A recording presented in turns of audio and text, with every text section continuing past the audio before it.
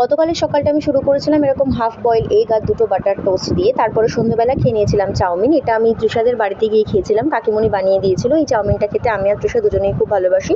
এরপর আমি তোমাদের সাথে যেটা শেয়ার করছি সেটা হচ্ছে আমার স্টুডেন্ট তৃষা যেহেতু মিশনারি স্কুলে পড়ে, সেজন্য ওদের স্কুল থেকে প্রত্যেক বছর একটা ছোট্ট ইভেন্টের আয়োজন করা হয়, যেখানে সবাই যে যার সামর্থ্য মতো গরিব বাচ্চাদের জন্য এরকম শুকনো খাবার দিতে পারে, ফল দিতে পারে, কপি দিতে পারে, পেন্সিল বক্স দিতে পারে। সেক্ষেত্রে তৃষা দিচ্ছিল এই কেক আর বিস্কিট, আর ওরই একটা ফ্রেন্ড দিচ্ছে কপি আর তার সাথে হচ্ছে পেন্সিল বক্স, কেউ দিচ্ছে পেন।